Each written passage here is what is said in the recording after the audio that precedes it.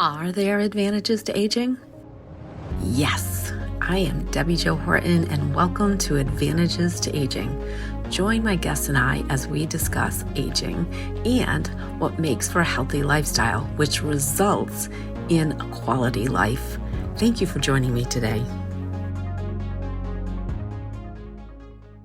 Welcome back, listeners, to another episode of Advantages to Aging. And today, we are going to really find out what you're made of.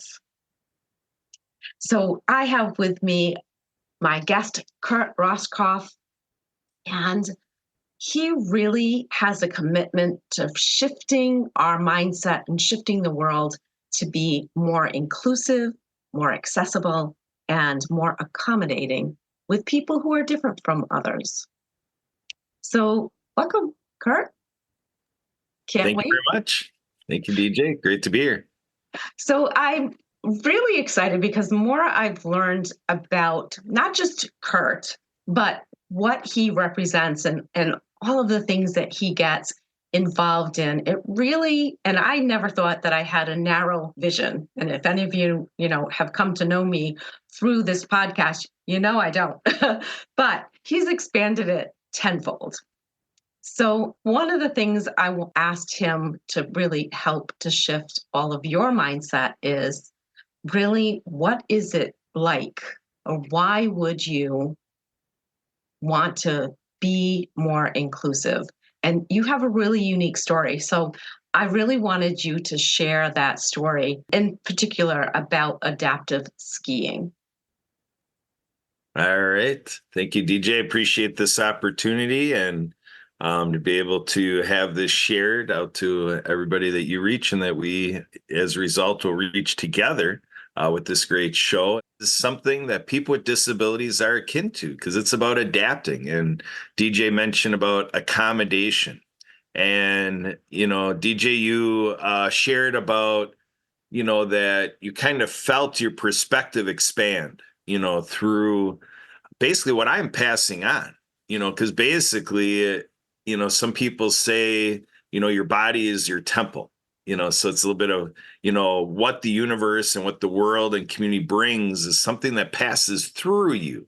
And it's just a matter of how much you are open to it, so that really is something that, the nature of what I do has developed to be is I even came up with a moniker that I call unbiased pathways, to really open up and consider, this mantra that I developed through the disability community. And it just basically became the evolution of my experience. And it's become the thing of everybody.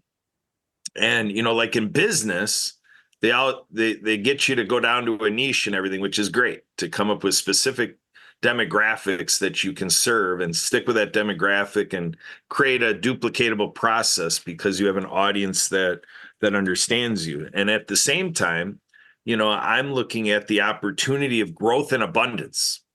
And, if we look at the marketplace, we hear things like on a human resource perspective that employers, human resource departments putting out hiring opportunities, many are making it sound like the field is narrow. And I really want to take advantage of these type of observations, because as soon as we have that human resource scarcity upon us, let's consider the disability community, because 1 in 4 people identify with a disability and are all wrapped up in everything that we could speak to today in the field of disability services, disability organizations, and the life lived being a person with a disability. 1 in 4 people. That's huge. To me, a thought I had about 8 years ago was, it's like when you're in a car, you're driving a car, and you go to your rearview mirror, and then you notice that it has a little message imprinted on the mirror. Objects in the mirror are closer than they appear. And this is what happened to me. I'm 52 years old, and this story is about, it took till I entered my 40s, so over a decade ago, before I started to come to these realizations. So I kind of come in here like, oh, like I'm an expert and like I've got it all figured out. It's just, no, I received a lot from the disability community. My life opened up because I was nudged finally enough entering my 40s to say, hey, wake up, Kurt. There's a whole onslaught of opportunities here that you have been biased about. You have not been open, Kurt. This was my self-introspection over a decade ago. And like you said, I owe it all to the sport and recreation that I love, amateur water skiing, or let's just say the sport of water skiing, which by the way is 102 years old. So, but basically what happened there is I'm in a water ski club. So in my journey, I was born into, sociologists would call it the accident of birth, that I was born into a family where, lo and behold, my mother and my two aunts enjoy show skiing. They went out on the water and they performed in front of audience with their water ski talents. And so I'm born into this. So by the time I'm 8 years old, I'm doing cut and jump stand-up water skiing as an 8-year-old. And in my family, I was actually the late bloomer. With my siblings and cousins, they had all taken it on at the age of 7. But my marker was I made it my first try at 8 years old. So that was a neat thing. So the point is this is a riveting part of my life. So now my brother joins the water ski club 39 years ago that I'm still in this club today in the Milwaukee market, Pewaukee, Wisconsin, west of Milwaukee. And this group 36 years ago starts working with an agency that serves adults with disabilities. So they tell us about that there's these things called sit skis. And they're saying, you guys are skiers. Would you want to use this sit ski and get adults with disabilities water skiing? So 36 years ago, Pewaukee Lake Water Ski Club gets in the business of doing that as an annual event that we come to call Waterfront Festival. And what an annual experience. And it really was riveting for us as skiers because the report we got from these members was, it's the most exciting day we have to look forward to all year long, once a year. So basically, the thought that came a dozen years ago was, what about growing it beyond this once a year? And it came to a point where we met a community member with cerebral palsy, a power wheelchair user, who liked that notion. Now, it took quite a bit of a conversation. It's not like someone who's quadriplegic and has use of a wheelchair, power wheelchair user, and is just going to say, yeah, take me skiing. Think about that. You're taking somebody, who's using a power wheelchair, has quadriplegia, and now you're saying, I want to take you out into this lake. That's nothing that comes easy, and it should not either. But it's about making a highly informed decision. We helped this gentleman make a highly informed decision, like the members of this agency that have been doing it. When I talked about starting a decade ago, it would have been a quarter century of time. We were doing with this agency. So there's this process where people get it, and then they see how the safety element is there, that they're not going to drown, or we understand that everybody likes to breathe, and we got it built into there that they're going to breathe. So as we're doing this, he meets somebody in physical therapy that he befriends and then introduces to us. And here he's a gentleman that is a captain with my team Triumph. And so what happens is he then extends the offer to this newfound friend to say, hey, do you want to do water skiing? Same thing, got to rep around or whatever, but he's on board. Now we're part of a show ski organization. So we're going to take this gentleman out in a show, and we coordinate this, as you would think, with the show director. The show director says, yes, we have a handful of other members that are ready to go. This dude's going to ski. Now what happens on that night that he's due to ski, 2 of our friends, being president of the board and another board member, come over to me to say, what's going on here? Boom, boom, boom, long conversation made short. It ends up he doesn't ski, because the next day I think back and I'm like, wow, they came up with 20 reasons why he ought not ski. And the one that really got me was, if he skis, then everybody's got to ski. And this whole thing, the whole conversation, the whole nature of it bothered me so much I didn't sleep that night. So what happens is I talked to my wife and daughter, and we became the family that created the Everybody Skis program and the Inclusion to Water Skiing campaign. So let's start there. Where do you want to take that, DJ? Because I think that's the beginnings of the story you like to hear. Yeah, well, because it takes, and oftentimes in life, right, it takes someone making us more aware of what either is a potential obstacle or a potential possibility. And I love the fact that you looked at it as a possibility. So I know that your friend really wanted to participate in that ski show, and you, having not slept all night, decided that somehow you're going to make it happen. And I really want our listeners to be thinking, like, you might be thinking, well, I don't ski. Stop thinking that. This is about expanding your mind. So think about, as Kurt shares with us, what had to take place in order to make that happen.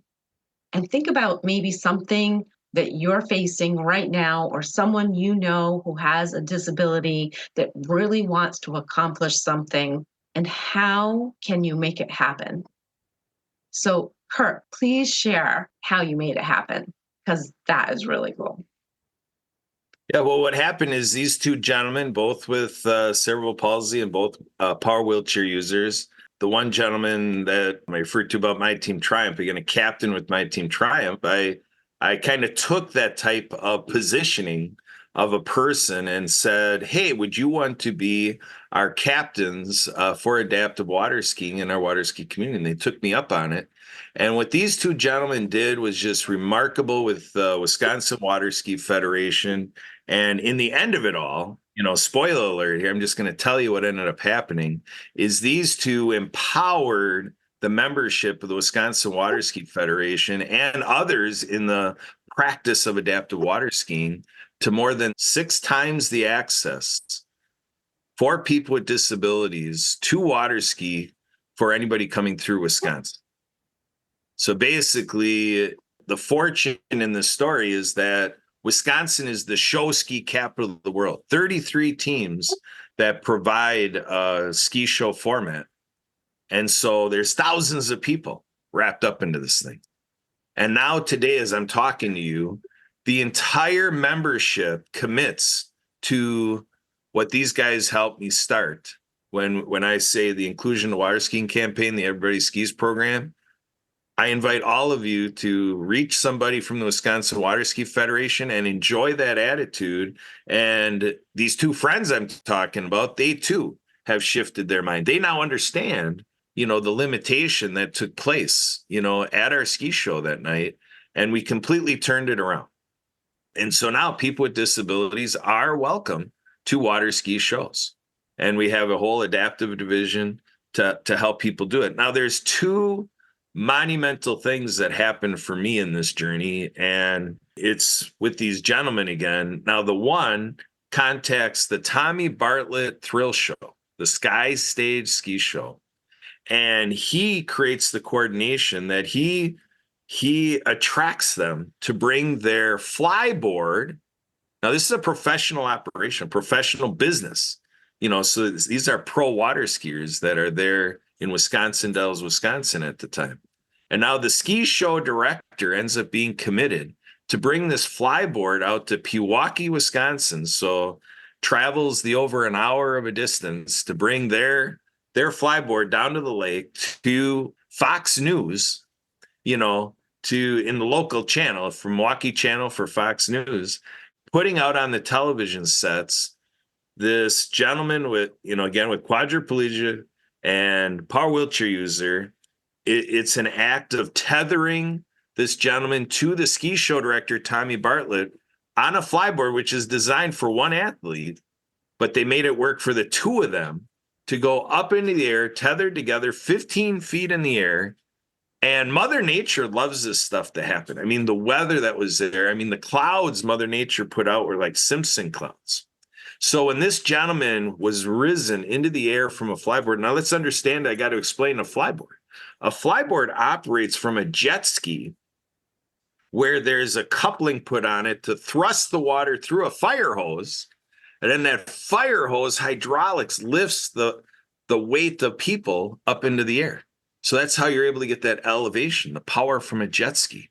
15 feet in the air. And actually, the first time we saw the release of this news segment, our club happened to be, I mean, the serendipity in this. The first time we see it, we're in a sports bar with our water ski club with all these TVs, and I just go to a screen because I noticed something at the end of the segment. And they zoomed into him enough up in the two of them, but you're paying attention to our friend that's a wheelchair user. You're noticing this number, and I'm counting, go 1, 2, 3, 4, 5, 6, 7, 8. He's on cloud 9. I pointed to the cloud that was right their backdrop, cloud 9. You know, so again, we took it from a very limiting situation to raising it to that level, 15 feet in the air. Debbi-Jo with Neora. You know what our brand partners love the most about their Neora business? They can do it from anywhere. Think about it. Haven't you always wanted to have your own schedule, be your own boss, maybe even have a global business and be able to run it from your favorite coffee shop or lounging by the pool or seaside, not having to go into the office? We make sure that all of our brand partners have all of the tools they need to run their business while fitting it into their busy lives. So if that's something that you've been curious about, what it might be like for you to be able to do life on your own terms, then I think we need to chat. The other one was at the largest water ski tournament in the world. Again, remember, thousands of athletes wrapped up in this thing. And I coordinated with the event organizer to do a demo. I wanted this audience to see this, and I asked for it. And the organizer said, you know what? Yeah, there's no reason. He's like, can you do it in 10 minutes? I'm like, if you gave me 1 minute, Chris, I told the guy, I'm like, I'd do it in 1 minute. You're giving me 10, we'll make it work. 10 minutes, because then I created the 7-minute script. Because I didn't want to, you know how they say you give an inch, take a mile? Mm-hmm. I didn't want to be that guy. They gave an inch and I took a mile.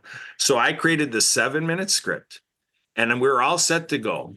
So we have the sit ski and we have the gentleman with us. We're in his vehicle, his conversion van, to go up there. We're ready to go. And I'm confirming this with the organizer because he was talking to the show director. So like when I talked to my show director at my club, we were arranging how we were going to pull the sit ski and everything and have the skiers and do all that. Well, you know what? When I was confirming all that, Chris is like, oh, no. We presume, I mean, you got to provide the boat and the skiers and everything else. He's like, is that a problem? Well, DJ, obviously that was a problem, you know, but what good is it going to do to be out there with a sit ski and you're not pulling the guy to show a demo? So I told him no problem. So I lied to him.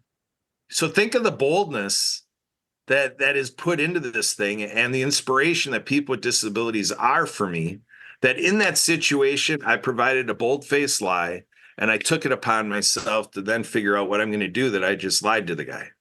Well, what I do is I go around and I introduce myself to these teams. You know, again, at the tournament, there's like 26 teams. So I'm going through the process to introduce myself, and I'm about, 10 teams into it. And all of a sudden I get somebody, oh, you're the guy. And so stuff starts happening. These teams start to offer. It became like a potluck adaptive ski squad because one team came with skis. The other had a volunteer to say, hey, if I can help you do this, blah, blah, blah. We had everything together except the boat. But you know what? This group is telling me, hey, there's this guy who does lessons for youth and skill development at the other end of the lake away from the tournament. So I go to venture out who this guy is, and I tell the guy what we're doing and that we're just missing a boat. You know what he tells me, DJ? What did he tell you? I'm so honored. He's like, I want this behind my boat. Like, I am so glad you didn't find a boat. This needs to be my boat, because he does all this in the legacy of his deceased daughter. The gravity of this thing is like so intense.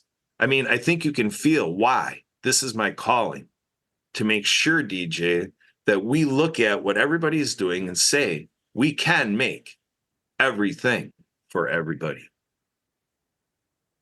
That is such an inspiration to so many people, and it doesn't matter how many times I hear you tell that story, Kurt, I still get very emotional because I truly believe that if you put your mind to something and it is meant to be, it will happen, even if it takes more than a village to make it so. And I love the fact that you have the tenacity to see it all the way through, to believe so boldly that you would find that boat, you would have all those things. And you know what? When you're doing what you are called to do, the universe always answers. So, listeners, I know you're thinking, wait, this time went by way too fast, but I will make sure to provide all of the ways that you can get a hold of Kurt. If you are someone with a disability, love someone with a disability, you definitely need to get involved in one of the many nonprofits that Kurt is involved in. And I will have those links in the show notes. So don't forget, subscribe to Advantages to Aging. Leave us a rating. 5 stars is always most welcome. But Kurt, it has been such an honor and such a pleasure to have you as a guest. Absolutely. My pleasure to be on here. So I'm looking forward to sharing out the show for those that didn't catch it the first time around. Thanks, Excellent. DJ.